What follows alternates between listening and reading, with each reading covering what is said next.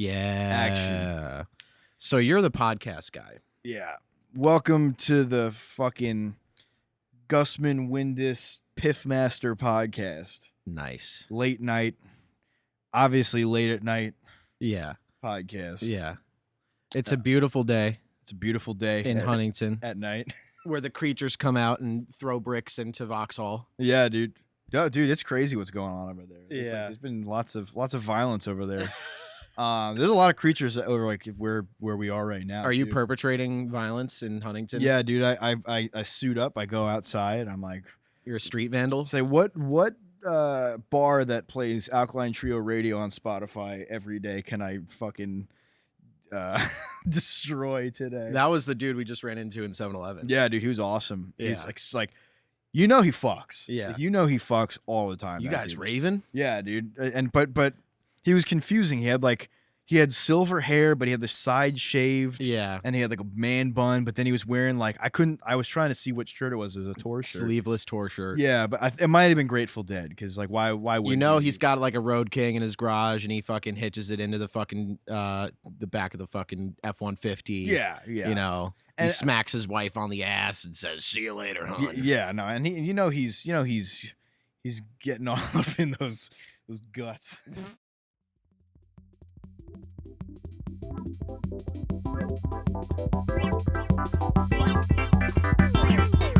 The Gusman Windus PM Pod.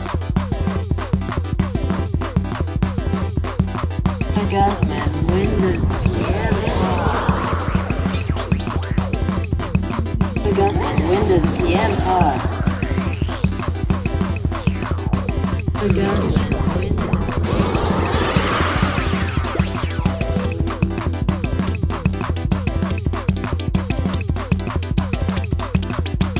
Gusman Windus PM Pod. Got it. Welcome to the Penis Music Podcast, starring me and Jon Gusman, where we talk about penis music and all penis-related musical things involving, life and fellatiatic tones. Yeah, and just complete and total creative music impulse. Yeah. That's how I like to explain it to most people. Like, if we're gonna get a definition of penis music, which I've had to explain this week because of the prospect of this podcast. Yeah. I usually describe. Well, not it everyone will understand. Yeah, so that's why we're here, to explain it to people, because like you might think you're just listening to some weird music, some whatever, maybe some. You may think you're listening to something that's just like, wow, this guy was just so out there, or whatever. I'm like, no, he was a penis. Yeah. So that's why we're here to explain this to you. That penis music, if you ask me. Now, I should start actually by what's the definition of a penis person, the penis archetype. Well, which take an example. You need to like give them like a visual cue for a person who is penile. okay, so I mean the best example we could give is like Les Claypool and Primus. Mm-hmm. That's like pop penis. That's Yeah. pretty much when you think of the definition, you think of Primus. So basically, I always say that a penis is someone who is so unapologetically themselves that it's uncomfortable for everybody around them. Yeah, well, I mean, you take one look at Zappa, you see the fucking, Fu Manchu and the fucking mullet and the, whatever bell-bottom pants, and it's like, dude, that guy, I mean, to be completely transparent, everyone in the 70s looked like a fucking freak. Yeah. They were just like fucking tripping balls all the time. Actually, he wasn't tripping balls, but most other people were tripping balls, and they just happened to have a fucking whirly in front of them, right? Yeah. I mean, to just get into general like things that you could pick out from whatever you're listening to be like, ooh, that is a penis-y element that is being thrown into this composition. I mean, like we've previously said, most fusion genres where they take elements of maybe something that they're appropriating from a different style and putting it into their butt rock band. Yeah. Like the Sight Rush Passage to Bangkok using chopsticks. Yeah. They have a lot of they have definitely they have an obsession with I want to say Asian music elements. Yeah. Where it's like they're literally playing chopsticks. Like was a Passage to Bangkok. Uh-huh. Was it Tai Show on Hold Your Fire. That's another one that I'm like, what you're from Canada. Like, what are you guys doing? Yeah. Or I mean, George Harrison is another example. Yeah. Well, I think a good in our conversations of having this, we've definitely had we've come up with a good list of things that could really make something super penisy. One of which, keyboards using instruments that aren't keyboards, like strings and trumpets and Rick Wakeman is a what do you say, like a heinous offender. Yeah, like a samurai of penis wielding. I was gonna say also slap bass. Any song with slap bass is probably penis music, most likely. Falsetto, yep, very penisy. And like classic rock band's fourth album, when they've traveled around the world enough and they just start putting like tribal beats in their music when they're just a bunch of dudes from Britain, like shit. Like that's concept albums, huge penis. That's a whole other penile conversation. Yeah. I mean, you could go for days. Yeah.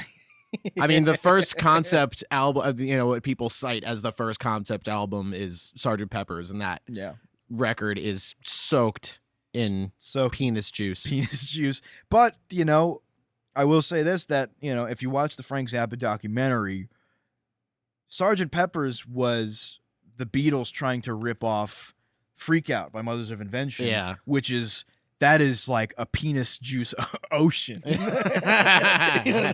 like swimming in it. You're a little manatee floating around. Yeah, and that was when Zappa really had like absolutely no, like he was just free. He's like, there's no reason for me to be doing this.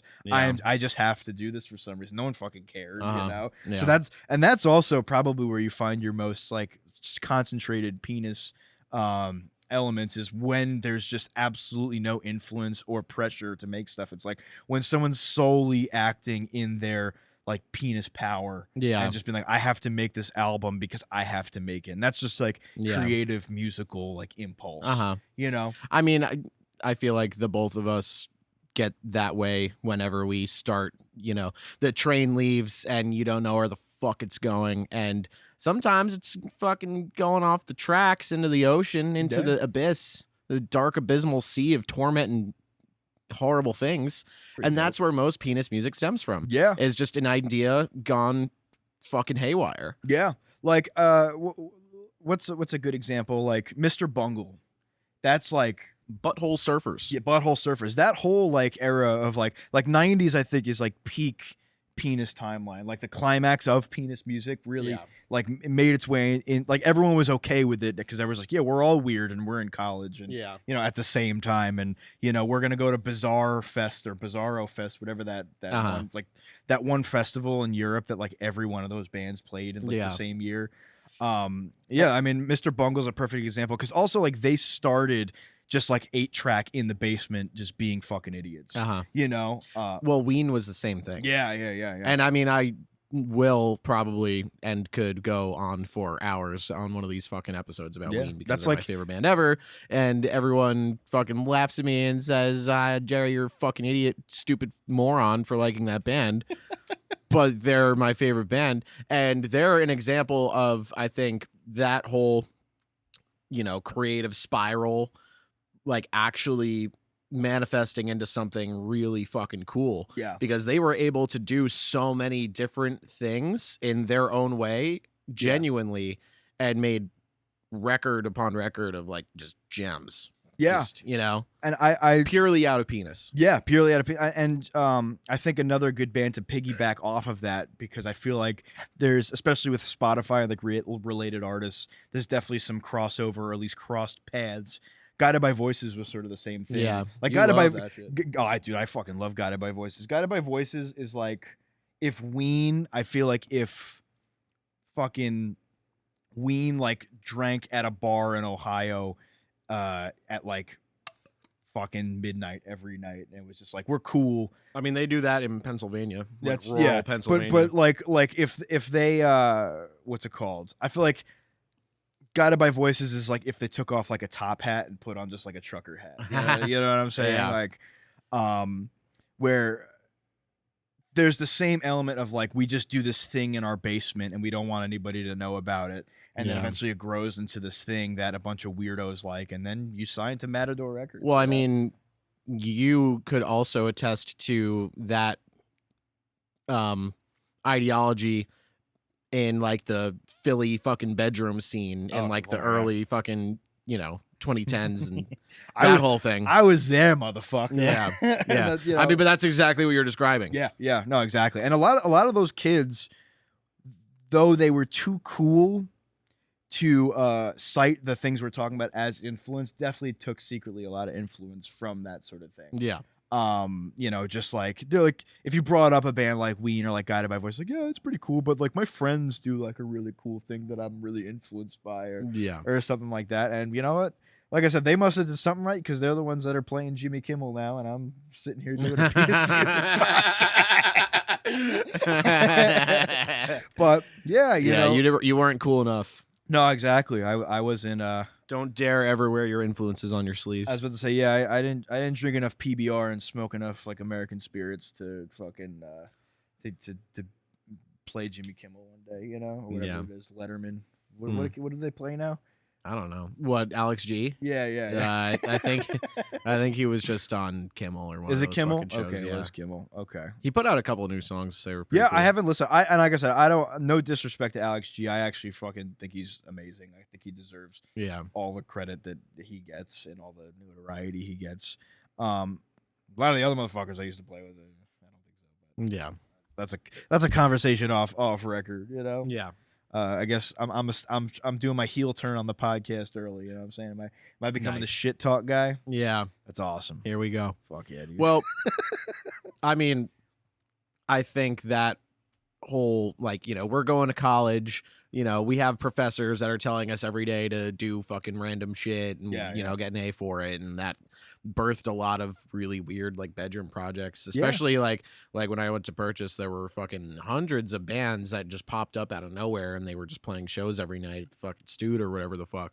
And a lot of them were bad, but they were always playing shows, always putting out new music and shit. I see it a lot. I have a lot of friends that are going to Berkeley right now, and they have a whole circle of fucking bands that are popping up now and playing shows and shit. Yeah. What bands, if you don't mind? My friend Rowan plays in a band called Paper Lady. Okay. I just saw them last night. Actually, it was really cool. Sick. And I have a friend Christian who does solo stuff, and sick. But they have a whole circle of kids that just have bands out there, and they just play shows every fucking weekend. And a lot of fucking kids go. Yeah. You could argue that Berkeley is a birthplace of penis music. I mean, yeah, fucking Dream Theater, dude. Yep. They met at Berkeley, dude. Here we go. Oh God. You ever watch the Score documentary, motherfucker? They met at fucking Berkeley, dude.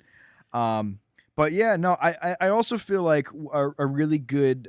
It depends, actually. I'm not even gonna say that. There's a spectrum. I feel like because there's uneducated penis music, and then there's people that are so educated that they also make penis music. Yeah, you know what I'm saying. There's people that don't give a fuck, and I feel like Mr. Bungle and a lot of Ween and a lot of those bands we're talking about. That's the uneducated, just pure freedom, no rules penis type stuff. Whereas take bands like Dream Theater and Rush and Primus and what are some other ones? Help me out here. Zappa, yeah, they're so educated in music that they're just trying to stuff any element they possibly can into however many minutes of music they're making. Well, it's the juxtaposition between bands that try really hard to sound complicated because of that knowledge they have, and then bands that have the same knowledge but will sound bad on purpose. I think that is a distinction that needs to be made, because Primus, they might be really talented, and I'm sure there's songs that show it, but I know most Primus songs I can think of off the top of my head sound like fucking garbage. I'm not a humongous Primus fan. I if the song comes on my shuffle or whatever, I'll listen to it. But I've never had a crazy attachment to Primus. I feel like a lot of bands around them I've had a lot more of appreciation for. Like Melvins are definitely that's I mean, also penis music for sure, but I feel like there's definitely it's a little more listenable, you know. Well, think about all like the Zach Hill projects that we love. Yeah, you know? They yeah. all sound fucking insane. You know, Yeah. almost impossible to wrap your head around. Yeah. And a lot of people who are gonna say the word untrained, unlearned, won't be able to, like, they'll just listen to it and be like, this is fucking just a bunch of random shit. What the fuck? You know, but it's like actually really fucking complex, but it's just like super hard for the normal, you know, person who fucking listens to whatever to like listen to that and be like, what, you know, be able to have some kind of consensus on what it is. Well, like know? Hella is so cool because you could tell that. And it's just a guitar and a drum. Yeah, like, yeah, but like there's no counting that. You know that's just all feel. You know what I'm saying? I think there's a little bit. Like I feel like a lot of shit on what the fuck is it biblical violence? What's the record with biblical violence and stuff? That's the one with the bear. What the one fuck? with the bear. Man. That's like fact the one checking. I'm a producer. Is the camera still rolling? Yeah, it should be. I was gonna just take a moment to just go over there and hold your horses. Yeah. All right. I'm gonna fix the camera. Keep talking. Yeah. Well, okay. So that band, and then, you know, Bygones, Zach Hill's solo stuff, Terramillos, Lightning Bolt, like that whole Melt Banana, that whole fucking scene, you know. There was a point in time, especially in like the mid 2000s to like late and then like early 2010s, that I remember, where, you know, it was all about just like who can do the most fucked up weird shit with their pedal boards and like, you know, make a shirt with Bart Simpson on it. And like that whole scene, I think, at least, you know, by today's standards, is like, you know, pretty out there, kind of obscure. But I mean, I was 13 and figured out about it, and I wasn't like, you know, fucking, you know, I wasn't studied in theory at that point, or like I was like literally just getting out of my Metallica phase. You know, when I found out, and that was also because of my friend Martin, who was like super into all that shit and showed me like all of that stuff. But you know, I was still able to like get into it. You know, maybe because it was so weird. Maybe, you know, for the same reason why a fucking kid listens to Primus is like, oh, this is fucking weird, I like it now. You know, like maybe that was the same thing with me and Hella. You know, but it happened. So well, and it's funny you say that, because I remember when I discovered Hella pretty shortly into playing like a lot of DIY and basement shows, and I was kind of like, whoa, like you could still be good at your instrument and like play down in this fucking temple basement. You know, like you don't have to like, you could just go nuts. Because I was coming out of my, well, actually no, I was coming out of my like punk hardcore, I guess whatever phase, going fast phase.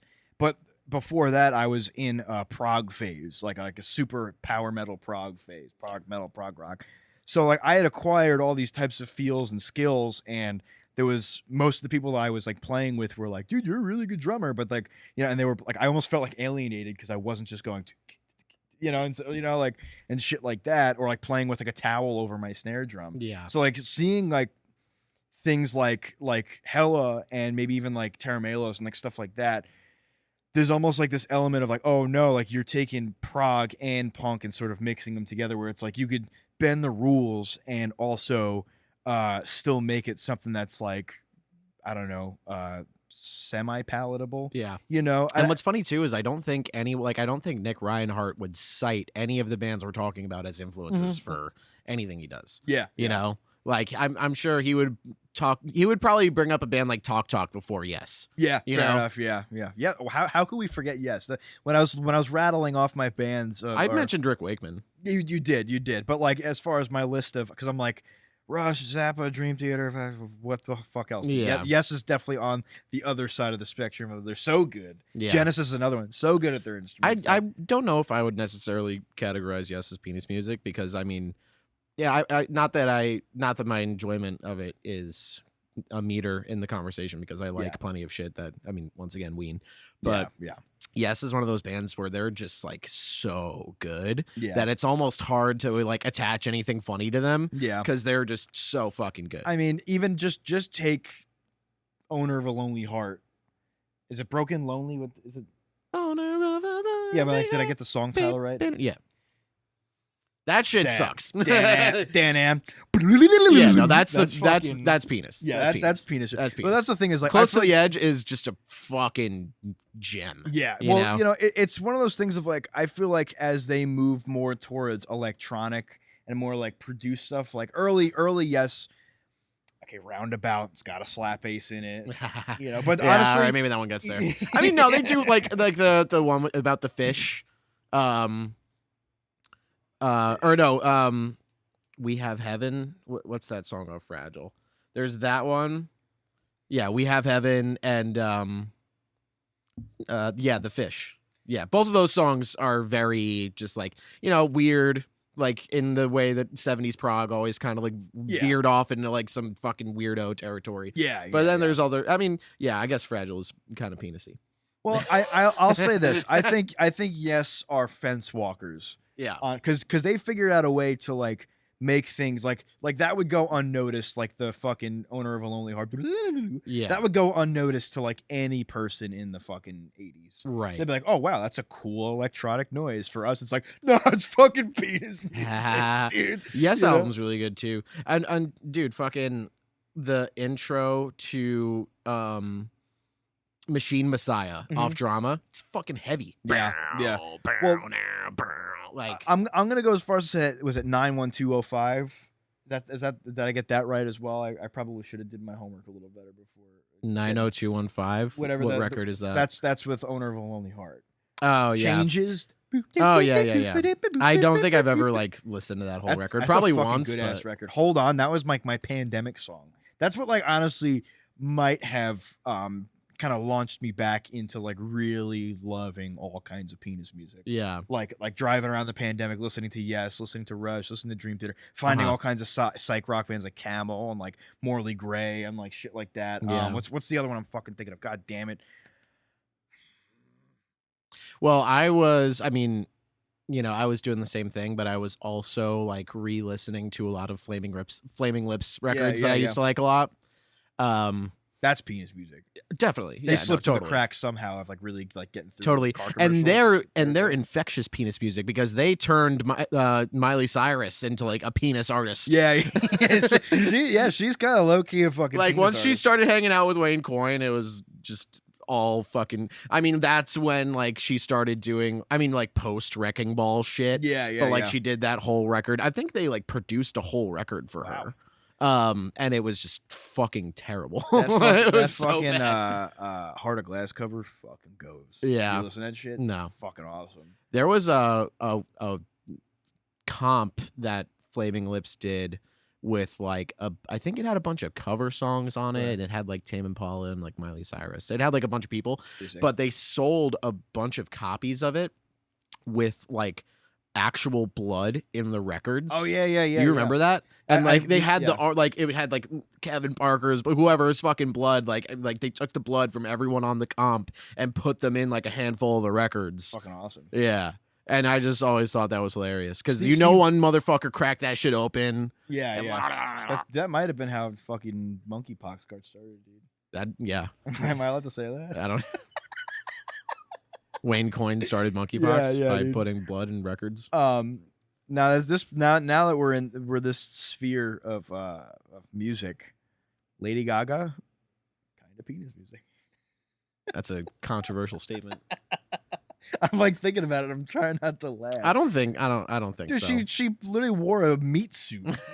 She's a penis. It's a penis action. It's a penis. I think, you know. Yeah, I don't know. I especially like I feel like I listened to some Lady Gaga like kind of recently just out of curiosity. Dude, I love Lady Gaga. Yeah. I don't mean that as disrespect. I think that her music honestly is pretty basic, like especially by like whatever early 2010s standard, like pretty basic, like run of the mill pop stuff. Like there isn't really like I remember there's even like a Death Grip song where like MC Ride like calls out Lady Gaga. Really? Like Gaga can't handle this shit. Oh, yeah. That's pretty cool. Yeah. Well, do you know what? Is this a point of conversation we could get into? I don't know.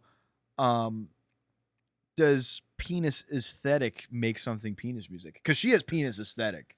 For sure. No, because you can't fake it. That's true. I mean, but Guar is Guar. No, is, because you listen to Guar and it's just like normal, like. But so does that make them not penis music? Because I think of Guar, I think of penis. I mean, they do have a giant penis on Yeah. stage that shoots cum. Yeah. So it's like, which is awesome. Yeah. But I mean, yeah, I don't know. Okay, think about like Tenacious D. Yeah. Like, are they? I mean, in reality, it's just a couple dudes with acoustic guitars that sing funny stuff. Yeah. You know, Flight of the Conchords is the same thing. Yeah. Yeah. Except they're like, oh, we're metal, even though they don't have metal. Yeah. Well. Tenacious D, I think they're definitely penis music because of all the scatting that. Because he can't help himself when he's doing shit like that. Yeah, you know, and right. I will go on record for the rest of my life and say that I will, if it came down to like sacrificing myself for Tenacious D, I would. I fucking love Tenacious D. Wow. I literally I can't even tell you. There was a point like where I was only listening to Lost Horizons. Or was it Lost Horizon and Tenacious D? Yeah. Lost Horizon is the monkey flip song. Right. It's just insane power metal. Like, Yeah. my brain was fried. Uh-huh. And I was actually, I was working, driving vans from to DC and back in a day. And I was just pounding out coffees, listening to Tenacious D and Lost Horizon. Yeah. Like, my mind was like becoming a second penis. Yeah. I mean, you definitely can blow through that stuff pretty fast. I did that a lot. I mean, I'm also a fan of the D, but when I was a kid, I mean, that Flight of the Conchords LP was one of the only things I listened to when I was like 11 years old. Yeah. Even though I had no clue what they were talking about half the time, Yeah. the stuff that I did know that I could kind of figure out, I just thought was hilarious. Yeah. It was around the same time that I was listening to like Weird Al. Yeah. You know? Yeah. Where it's the same thing. I mean, a lot of that stuff was pretty hard for my 11-year-old brain to grasp onto. Yeah. But Well, I was gonna say that like you with Flight of the Conchords, that was me with Weird Al. Like, my mom had a CD that was burnt that was just Weird Al songs. yeah. And like half the shit I didn't understand, but like All About the Pentiums, baby, you know, like shit Yeah. like that. And what are some other ones? Like fucking this one specifically that I don't remember what it is, but there was one that like years later I was just like, oh, Yeah. that's about like sex or something, Yeah. you know? Or like White and Nerdy. Like, yeah, I didn't yeah. I didn't know what a soldering gun was when I was 11. Yeah. But now, like, I think it's even funnier. Yeah, you know? Dude, honestly, Chameleon Era, I had that song on my iPod Shuffle. Yeah. White Riding Dirty. Yeah. Not White and Nerdy. I like the original stuff. Yeah. Not that I could relate at all, but Well, because I was fucking 12. Yeah. But not that I also can relate at 28 years old, but Yeah. you know what I'm saying. You know Right. what I'm trying to say here. keep going. Yeah. I was hoping that you would change the subject eventually. I'm just waiting. Yeah. Okay. I'm like, anyway. Oh shit. All right. Well, what about we're at a half hour. Oh shit. So I'm just getting started. yeah. Motherfucker. I mean, okay. So we've talked about penile things of the sorts. Do you want to do like a lightning round and then we'll move on to something else? Yeah. So I mean, I have a bunch of shit written down. Because I got a couple in my mind. Okay. Jazz fusion, penis music. Penis music. Yeah, definitely has a lot of potential for penis. But like when I think of like jazz fusion, I think of like cool, relaxing, like Kenny G kind of stuff. Yeah. You know? I think it's a blurred line because when you're talking about dudes like Herbie Hancock, or like Miles, I don't think that. I think that shit is just fucking awesome. Yeah. But then, when other artists try to, I think more when I say jazz fusion, I mean more so like when bands just incorporate like stuff like that into their music when it really doesn't belong at all. Like, I'm trying to think of an example. I mean, Dillinger Escape Plan Sure. would do shit like that. Yeah. A lot like that was like a big like early 2000s like deathcore thing, like Tony Danza Tap Dance Extravaganza. Candiria. Yeah, like shit like that where they just have like jazz parts and then go into a breakdown of like Yeah. the craziest thing on earth. Yeah. Before I lose it, I'm gonna say Dizzy Gillespie, whatever. Yeah. Penis music for sure. Yeah. He's like, I'm gonna hit whatever fucking notes I want. That's it. Can't get down with modes, dog. Yeah. It's just penis music.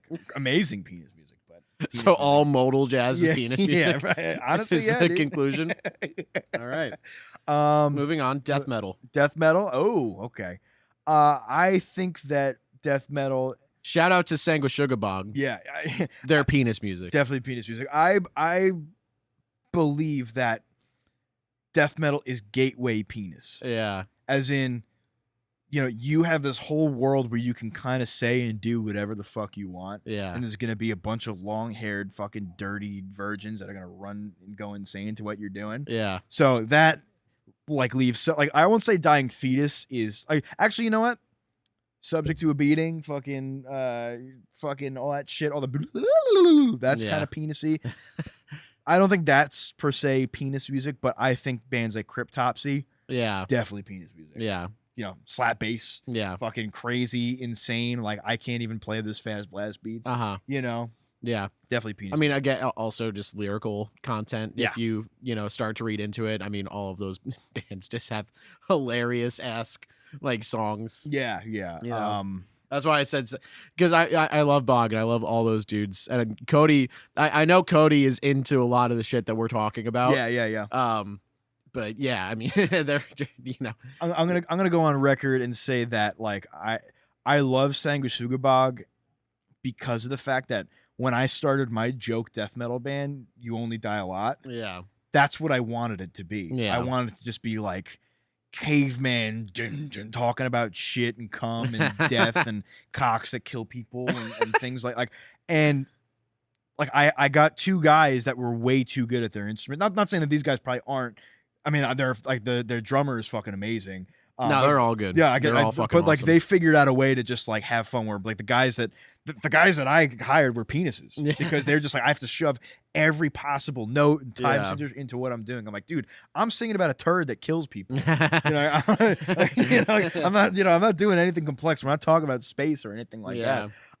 Is death penis music? I haven't listened to enough death to be able to they got a lot of Inspector Gadget parts that could be pretty penisy. I can tell you what I mean, not that this has anything to do with the conversation we're having now, but I can tell you without a shadow of a doubt that Ghost is penis music. Okay, yeah. I'll level with you there and say that every era of Ghost is penisy for a different reason. Yes.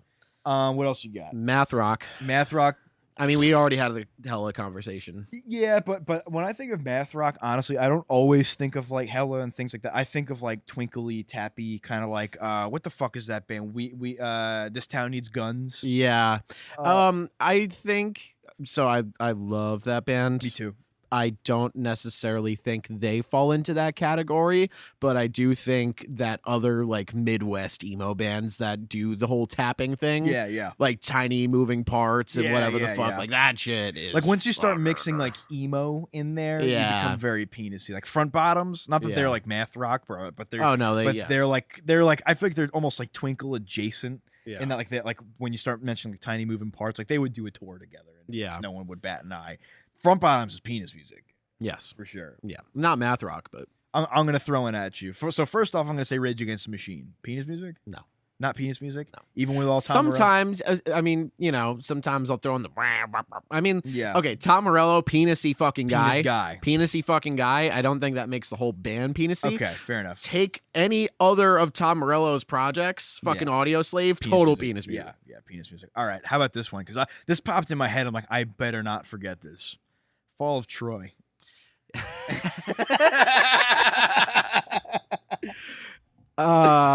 Yes. Yeah. That's penis. Yeah. Yes. I mean, the dude doesn't know how to play guitar and just does what he thinks sounds cool, and he screams like a fucking maniac. Right.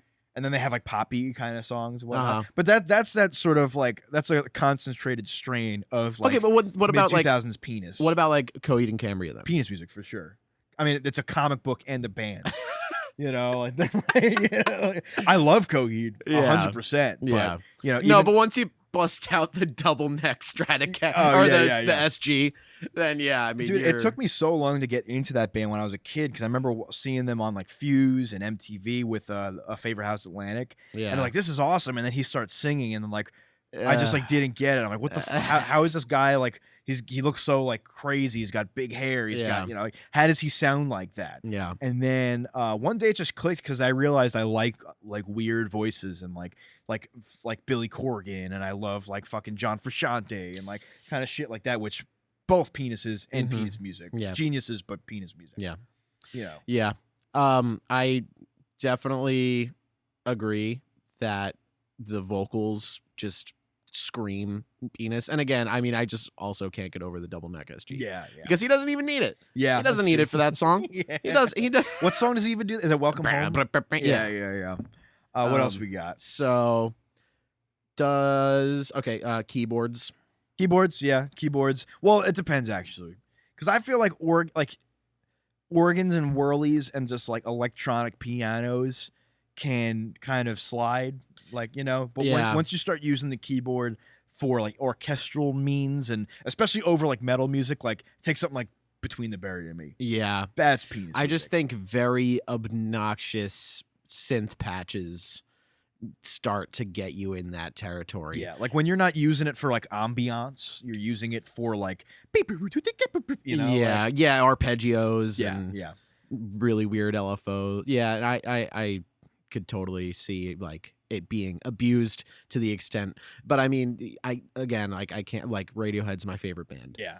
And obviously once they started incorporating more electronic stuff, you know, a lot of people fell off, but I mean, I love all of that shit. Radiohead it's like intellectual penis music, kind of like Tool. Pablo Honey and the Bends are penis albums. Yeah. I think after that it kind of stops. Yeah. Muse. Yeah. Muse is penis music because it's like Radiohead. It's like if Ford was trying to film a commercial and couldn't get Radiohead in the studio. Yeah. You know? Yeah. So I definitely like, honestly, I listened to Muse like fairly recently, and like, not that I'll ever say I'm a Muse fan, but they got a couple tracks. I'm like, this is pretty well put together. You know, I won't. I always confuse Muse with Coldplay. I don't know why. Yeah, that's interesting. They're like kind of the same thing, right? Coldplay is like the Starbucks version of Muse. Of Muse. Like Muse, you'll find Muse in Target. Yeah. Like Coldplay, you'll hear it like in the PC Richards. Yeah, or like you'll hear Coldplay, you'll hear in like an elevator, right? You know, Muse, you'll hear like a car hotel commercial. Lobby. You'll hear it in like a movie, right? You know, Muse is PG-13. Yeah, definitely. Gotcha. All right, here's a big one. All right, let's hear it. Ska. Definitely penis music. All of it? Not all of it. But is Op Ivy penis music? No, I'll okay, so no, I don't think so.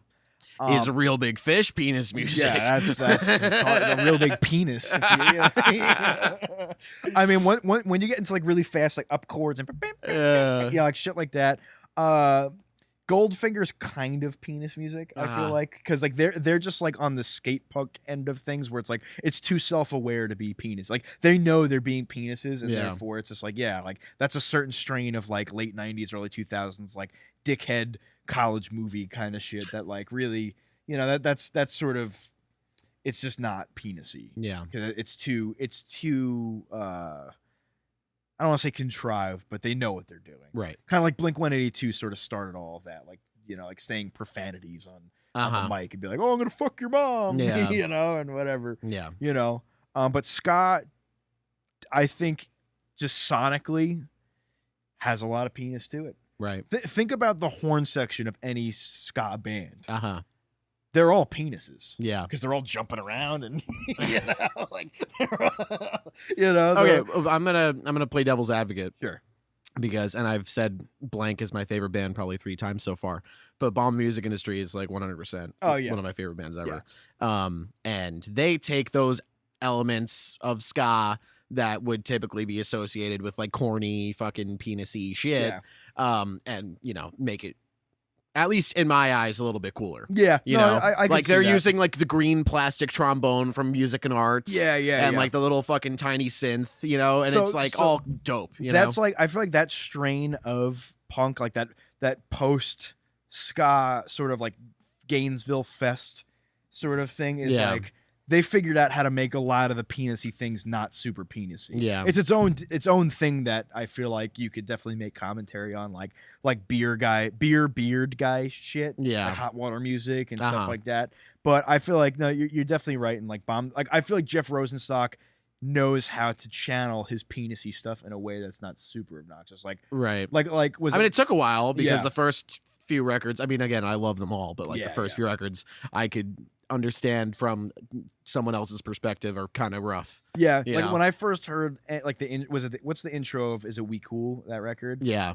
When I heard that, I'm like, what the fuck am I listening to? Now it gets stuck in my head a lot, That one's pretty tame though. But he's, belting it out over fucking pianos. Are you thinking of the other record? Are you thinking of I Look Like Shit? What's switching off between porn and RoboCop?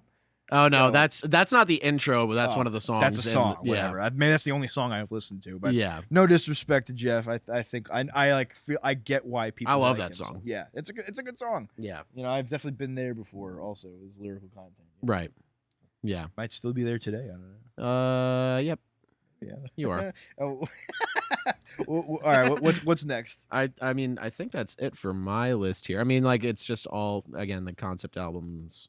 Okay. Beatles. Speaking of concept albums, perfect segue. This I think I'll end off. And I know you said you're not super well versed in their discography, which I know the big stuff and a lot. I like a lot of the stuff that I like, obviously, but the Who, are they penis music? They fall into a lot of categories that we talk about. Yeah. They come from being, mod boy band sort of stuff, and then move into like dirty rock and roll, then move into sort of multicultural whatever, and they have a concept album. Yeah. Tommy is a penis record. Uh-huh. Okay. Yeah, that was awesome. All right. that. I mean, yeah, no, I can't say I've ever given Tommy a listen. I mean, Bob O'Reilly, the intro to that keyboard. That's on that record? Yeah. Okay. And so that's a them penis like song. it's every single instrument put together, whatever the fuck, whatever it is, the whole lore behind that. Yeah. But yeah, that's definitely penis shit, Yeah. I mean, I think if you're going to cite like classic rock era bands, and there's plenty of shit you could throw, like Aerosmith. Aerosmith.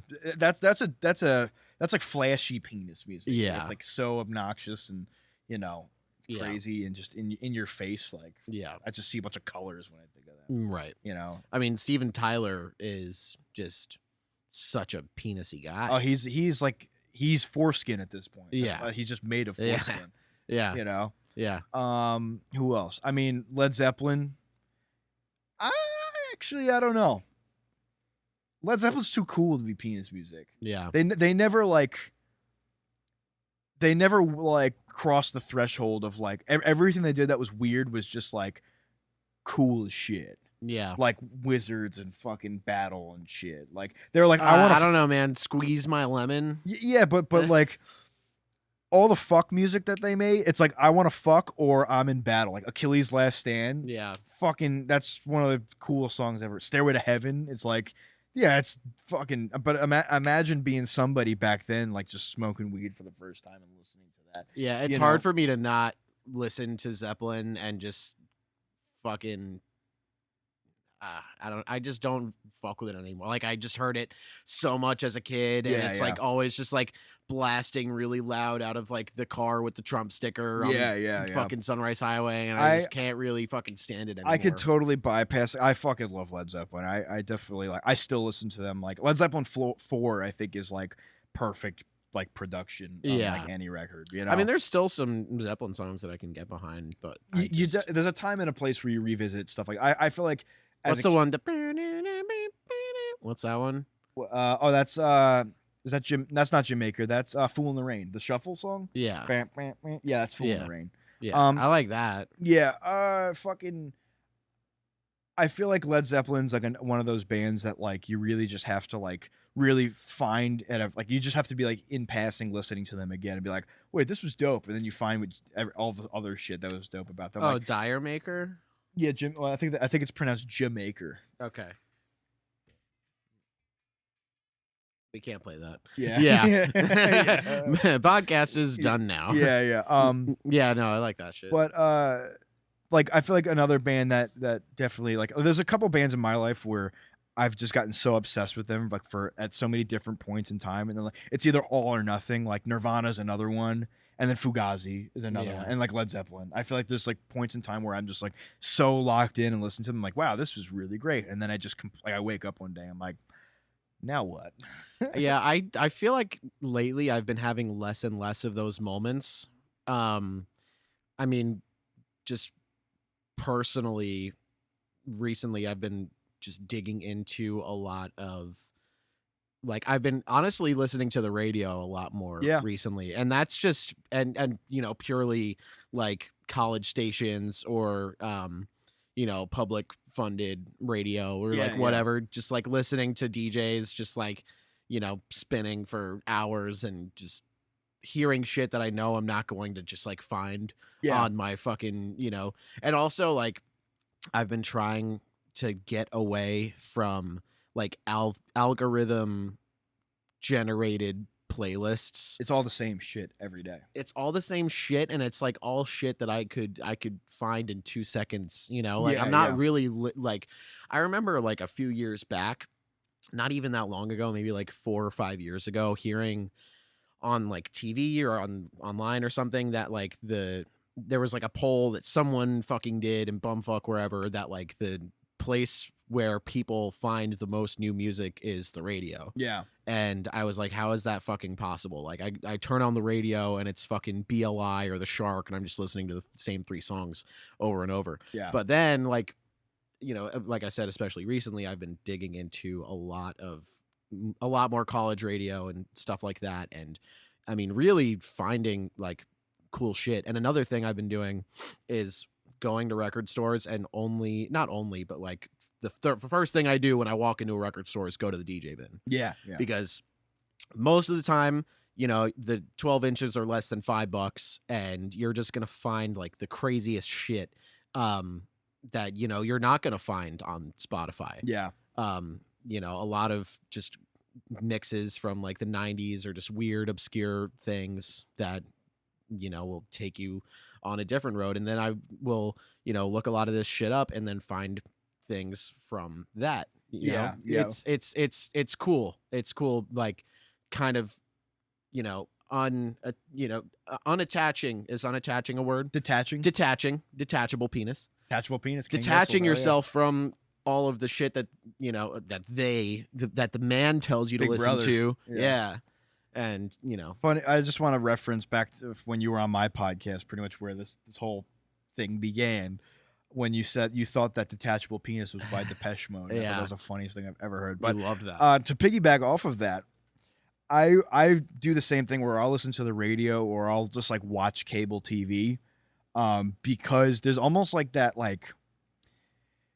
that there's that surprise element that just like just makes such a better experience. Like, oh, like when you hear something you really like, it's not just because you literally just looked on your phone and found it. It's like, oh wow, like this just happened by chance, right? And I just at the right place at the right time, and it's like, wow, like even if it's songs you know, like The Shark will surprise you sometimes in that like they'll play something kind of cool here and there. Yeah, but they'll just play like Biohazard every once in a while. Yeah, like, isn't this fucking cool? You never heard of this before. It's me, Orlando. You know, like I actually, since I have these literally right next to me, I'll just pull it out.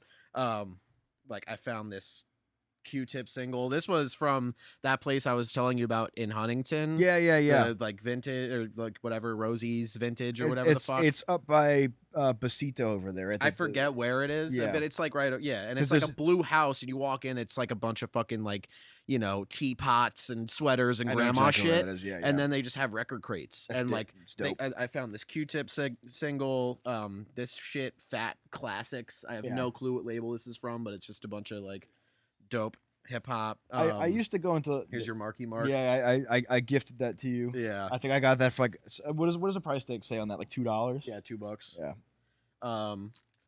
This one was really cool. Kamachi. Yeah, and yeah, just more hip hop. This one I found this at a record store in North Carolina. Called I played there. School Kids. Okay. School Kids Records. and this was in the DJ bin. It's from a label called Sci-Fi, and there's 2 tracks on it. One's called We Are Ginger, and the other one's called Up That Hill, and it's just crazy German house music. Is that a Kate Bush cover, dude? Yeah, it's a Kate Bush cover. Crazy fucking German house music, and you know, $3, and it's on Spotify, but like no one listens to it. It's like I never would have found that. Because I love Stranger Things. Yeah. Oh yeah. Herbie Hancock Mega Mix, which is just straight up like at Grand Mixer DST. I don't know who that is, but you know, it's whatever. So yeah, I don't know. Finding LPs and like, you know, also I'll just like rip this shit and like throw it in my DJ set. You know? Well, that's definitely a conversation for maybe a different episode, talking about like, I guess, having experience. Like, I guess we're moving obviously into like the personal tailored age of everything. Yeah. Where everything that you consume is really at your fingertips, where, you know, there's something to that. Like, I feel like a lot of, you know, younger kids, you know, they don't know all, they kind of just scratch the surface of a lot of aesthetics, and there's a lot of things that are just modge podge together that in my brain personally don't make sense. But maybe that's because I came from a time where it's like, oh, if you found a movie you liked, you found it at the fucking Blockbuster. Right. Or you found a song or a band you liked, you heard it on K-Rock, or you went to the record. Not that I was going to record stores, because that really wasn't a thing when I was a kid. Yeah. That was obviously something that came back. Like, I don't mean to sound like old man screams at cloud, but like there's definitely something to finding something that, you know, is yours, like that you know, you found like because you were digging. Yeah, you know? It's so easy for people now to come up with like a tailored version of an obscure music taste. Yeah, well, dude, I see like normies wearing dangly earrings. I'm like, what the fuck is going on? What the fuck is going on? Yeah. You know? Yeah. There used to be just Quinn doing that, you know? Oh, shit. You know? Oh, yeah. I really respect Fortet. Like, okay. I just fucking love that dude, and he has a playlist on Spotify that's like hundreds of hours long, and there was like a Pitchfork article about it, but there's just so much shit in there. Yeah. And you know, going through that, I mean, you can just scroll and just like push a fucking, you know, whatever track and just like listen to it. Yeah. But I appreciate shit like that so much more than like an algorithm generated playlist. Yeah, well, that's almost like a mixtape that your friend hands you. You right. know? Like someone created that. Someone like literally curated that. Yeah, that's the type. I respect that shit. And I guess while we're still on the topic of like records we found and stuff, there's a couple records that I found that like are still in my collection that are apparently like pretty like kind of like grails in a weird way. Was one of them, I was walking through Looney Tunes and I found that I was in like the metal section, and I found this record from this band called Power Mad. Yeah. And everything that I like about like thrash and, you know, like whatever, toxic, crazy, fucked up guy that's gonna get you, and the only reason the guy's singing about it is because he's the only one that survived. You know, like that type of shit. I'm like, fuck yeah, it's awesome. And then I looked at the cover and I was like, I read this. There's a sticker that said, "Warning: may need neck brace after listening." I'm like, all right, I have to fucking buy I need this. to This get is this fucking now. awesome. And then I was at a record store in Oneonta, and I saw this. It was like this fucking record. I'll show you afterward. I might have talked to you about it before, but it was like this like grayish square like art with, and there was like a square in the middle, and it just had a trophy and then like a brain inside of it, and this band Live Skull, which were like, I guess like really popular in like the post-punk sort of scene or whatever. I mean, I turned it on for the first time when I bought it, and I was just like, this is fucking garbage. And then like once I got a little more of an ear for stuff like that, I was like, no, this is fucking awesome. But the guy that at the counter, it's like, oh, dude, good fucking find, dude. I've been looking for that Skull record like forever. And he's like this old guy that he just looks like me. Don't you love when people say that? Like, yo, how'd you find this? And it's in their record shop. Yeah. No, that's awesome. You know? Maybe you got fucking lost or something. But yeah, no, like I feel like there's definitely and that's why even like I don't want to sound like a fucking whatever you want to call it. But like I really, when I'm searching for records and stuff, I really don't like to buy new stuff. If it's a record, if it's like a digital record, well, I mean, that I don't want to fucking spend $30 on a record ever. You know, I'll do that every once in a while as like a vanity purchase, or if it's like from a friend's band. Yeah, you know? or like if it's just a record that I happen to enjoy. Like there's a lot of like Jay Retard and like like Jeff the Brotherhood stuff, and a lot of like that sort of like Infinity Cat. I don't think Jay Retard was Infinity Cat, but like sort of that whole like indie punk lo-fi sort of scene. I get a lot of stuff from that, but even though that's like lo-fi, it's still like digital shit. But like when I've shopped for records, it's like a lot of just like stuff before, like a lot of analog stuff, and if I'm gonna spend money on it, it's gonna be like Shake Your Booty over there, you know, which I think I spent like $40-50 on that. I recently purchased a Miles Davis record. It was a like brand new copy of In a Silent Way, and I spent like $30 on it because I was like I always look for that record whenever I'm digging, and I just can never find it. I'm like, all right, whatever, I'll just buy the fucking new copy. And I got home and dropped it on the ground like as soon as I got home, I fucking broke the fucking crease and whatever. I was like, fuck. I remember like the first tour that Restless Spirit did. We were in Salem. We found a sick fucking record shop, and they had a couple 7-inches that I bought. One was a Nervous Breakdown 7-inch, Black Flag, and it was just like, I don't know. Like, I feel like that's like in every 7-inch section. Like it's like so like Black Flag literally had like a cannon, and they just made like million records and just like shot it into every record store ever. And then there was a Orange 9mm Tour 7-inch that I got, I think, from like '95. And I left both of them on my dashboard like a fucking moron. And I come back in the car, and they're both just like fucking so fucked up and warped. And I think I might just still have them on principle, but I'm like, this was the stupidest thing I've ever done in my life. And honestly, Orange 9mm, penis hardcore. Tell that to Matt Reinecker. I'll fucking kill you. So there's a really cool record store in the Hudson Valley in Beacon. Okay. Called Hudson Valley Vinyl. I feel like I might have been there. Yeah, that place is fucking... The only reason I found out about it was I was with Mick. We were like, I don't know, she got a tattoo. We went and got food, and I was like, I wonder if there's like a record store around here. And I look it up, and literally Fortet is doing like a live set in this fucking record store. That's crazy. It was on Google, on Google, whatever, when you looked it up. And I was like, holy fucking shit. And I go there, and this dude, like, his record store was like immaculate. Like so much dope. I got like a really cool Tony Williams record there. He was like really into Sun Ra. He just like had so much cool shit. I want to go back there soon. But yeah, dude, I really think that if you're gonna be into vinyl and you want to like actually find new music through like, because a lot of, I think, record stores like FYE and like shit like that have given younger kids the perception that going into a record store, like, you're just supposed to find records you already like and spend $30 on them. Like, that's the point of a record store. Yeah. When it's not that you're at buying all. A big fucked up CD, basically. Yeah. You know? Yeah. It's like, oh, let's buy this Drake album on 180 gram for $40 and play it on your Crosley and thing. Play that it you on bought your at Crosley. Urban. Not saying that because I had one of those and it got the job done. I'm in the business for a better vinyl player, but like those are known to just not be very good vinyl players. But yeah, like you'll see, like I remember every time I go into fucking Urban Outfitters, I'll walk to the record section, be like, what the fuck they got over here? And it's like Lana Del Rey. Yeah. I'm like, yeah.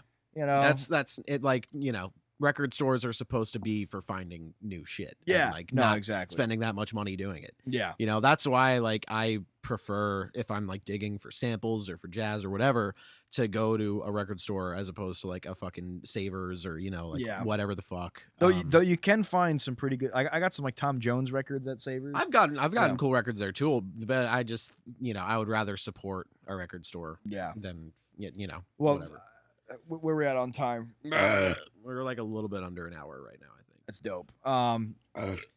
Speaking of walking into crazy places that you never thought you'd see someone that you've watched on the internet. I was having a bad day at work a bunch of years ago. Story time. And I swear this has a lot to do with the podcast. Don't worry. You know, sometimes I at that point in my life, I used to just go to Sam Ash and like fuck around on the little rolling kits, you know, whatever. Just like maybe get Chipotle, maybe iced coffee, and shit my brains out at Sam Ash. So I was planning. You have a nice bathroom at Sam Ash. It's that pretty bathroom good. at Sam Ash always hits. You know, you do have to walk in there with like a key attached to an entire like drum set, but like Guitar Center bathrooms aren't like that. You can just walk in. Yeah, they're a little cooler that way. But Sam Ash, so I'm going to Sam Ash. Right. I'm planning on shitting and just fucking around on the drum sets. And that's all you went there for? Pretty much, yeah. I didn't Cool. buy anything. I never buy anything. In fact, I've actually... You're that guy. You're that guy who just walks in to hang out. I've been doing that my entire life because for a long time I didn't have a drum set and I wanted to play drums. So like I would just go to Guitar Center or Sam Ash. So whatever. I'm like pulling up to Sam Ash. I'm like, whatever. Okay. Just typical Wednesday night, you know. And I see this guy with like really long, stringy, like just like curly hair, and I'm like, oh, okay, it must just be some guy that works at Sam Ash. And start getting close. I'm like, hold on a second, and I start walking close. He's smoking a joint. I'm like, okay, it was fucking Derek Roddy. Like, who was that? The death metal drummer, like the first extreme death metal drummer that like held a world record. Auditioned for Dream Theater. He was the second guy who did you ever watch that series? Yeah. The second guy that auditioned after Mike Mangini. He sounds way cooler than Mike Mangini. He was in Nile. He played drums in Nile before. Like, and I'm just like, Derek Roddy, sounds way cooler than Mike Mangini. Like Derek Roddy, what the fuck? He goes, oh hey, how's it going, man? And I was like, what are you doing at Sam Ash in fucking Huntington? He goes, oh, I'm doing a clinic. So I just ended up hanging out at this fucking clinic and just watching Derek Roddy play drums for like an hour. Yeah. And he apparently when he plays drums, he's like he walked in and he basically hotboxed the place without, like, he was so high that he just reeked of fucking weed. And he goes, he just drinks a gallon of water and smokes a shit ton of weed, and that's how he gets as fast as he does go, like with his blast beats. How does the water help? I feel like that would slow you down. He says, oh, so, it's kind of like lubricant, you know? He's from Florida and he sounds like a Canadian. Like, it's pretty funny. Yeah. But I just remember that being like, oh, like that's just like something that doesn't happen every day. Funny enough, in that same Sam Ash, when I was way younger, doing the same thing, hanging out, because that's what me and we were music kids. So like my friend's mom would just drive us to fucking. I don't want to go to the mall. I want to go to Guitar Center. Yeah, I want to go to Guitar Center and piss off this 25-year-old sales associate. Yeah, who just fucking hates his life. But I don't care at that time. But I remember... give me the most expensive Gibson custom shop so I can play War Pigs on it. Yeah, exactly. I could play fucking... War Pigs is a good one. Sit there for 3 hours and go... If you play Smoke on the Water at a tune, you know? Yeah. Yeah. Do you think the amount of kids that walk into Guitar Center and play Master of Puppets has like gone up dramatically? Oh my god, dude. Fuck Stranger Things, dude. I just thought about that. I thought about just like being at Guitar Center working like the day after that season aired. Yeah. Like, I want to fucking... Like, I feel like the same way that Marine murdered fucking Dimebag Darrell, like some Guitar Center employee is going to murder James Hetfield because of how many times he heard Master of Puppets at his job. Yeah. But, so anyway, I'm at Sam Ash and, this fucking, I see this practice pad kit with like double bass setup. I'm like, whoa, this is awesome. So I'm like this little long-haired, greasy little fuck. I walk over there, start playing these drumsticks. I look kind of worn, and Jason Bittner taps me on the shoulder, and he just goes, "Can you not touch that?" I'm like, "Dude, I'm so sorry. Shadows Fall, Stigmata." Oh yeah, yeah. Look, he just taps me on the shoulder, like, "Dude, can you not touch that?" I'm like, "What the fuck? Like, it's Jason Bittner. What the fuck is he doing here?" You know. And that was that. And I think I apologized like 7. But he was working? He was doing a clinic there as well. Oh, okay. I guess I never got the clinic schedule at Sam Ash because I was walking blindsided by all these drum greats just being in Sam Ash. You know? I don't think I've ever walked into a clinic at a Sam Ash. Whenever you've walked into other clinics, dude. Yeah. You know, I walk into clinics all the time. Yeah. Never into a Sam Ash clinic. They stopped doing them, I think, like after COVID, and I also just think people don't go into Stop Sam doing Ash. clinics. Yeah, I just don't think people go into Sam Ash to give a shit. They just want to get in and get out. You know. Yeah. I walked in, honestly, I went to Sam Ash in Queens a few days ago to buy a new interface, and there was a dude who walked in and he was like, yo, I'm selling like 5 Technics 1200 turntables, and the dude that was working was just like, I don't think we need those. Like, we already have one on the wall that's been there for like 2 years. We don't need 5 more. And he was like, yo, but I got these like tech. And I was kind of thinking like, dude, do I buy all of his Technics turntables from the universe, dude. right now for no reason? Do you think he was selling them for cheap? Or? Probably. Yeah. I mean, he sounded like he would. You know. Yeah. It's just by like the way you said his voice, he sounded like he had him like in a trench coat. Like, opened up his trench coat, and he's just got like 3 turntables, just walking around like, oh, fuck. Yeah. But, I mean, I don't know. I think that would be cool to just have a bunch of Technics 1200s. Yeah, dude, that'd be fucking sick. You're buying it off the street. I think that's the way you're supposed to buy a turntable. At least a Technics, yeah. They're such like it's such an under the table thing because they're not worth the amount that they're sold for. Yeah, at all. Yeah. Just, are they like the plastic ones, like the plastic? No, they're high quality. Like they're good turntables, but like you can get a brand new Audio Technica LP120 for almost half the price that you can get a SL1200 for. Dude, Audio Technica, they're just fucking. Although I'm pissed at Audio Technica for the turn, and also it's funny that we were talking about like buying like a $40 record and like playing it on a Crosley because I'm the opposite. I think I'll get like not that Audio Technica is like an expensive turntable. They're kind of like lower end, but still nice. But you know, you'll spend $400 on a turntable and play a $6 record on it. Yep. You know, but that's how it's supposed to be. Yeah. Well, that's like, I mean, my Gibson that I have, I'm literally playing it with like GarageBand plugins most of the time because I don't have an amp. I mean, that's like a couple. At this point, I think it's like a little under $2,000 guitar because that's a 2020 that I have. Yeah, it's like I'm just playing it and I probably could plug it into my oven and you know, like at this point, you know, even my drum set too. It's like I'll record in like the shittiest conditions, but that's like the DIY basement mentality. Well, the Jon the Movie stuff came out good. Yeah, no, it did. That's actually probably because Chris Reaney mixed it. It's like the early like the shit that you walked in on me recording when we were hanging out. Those mixes, those sound like what I would want, like ideally, like Jon the Movie to sound like, just like really garagey, but like Chris just like pumped it up a couple levels because you know. That's what Chris does. Right. You know? He's kind of a penisy guy. He likes penis shit. He does. Yeah. Shout out to Chris Reaney. He looks like a penis.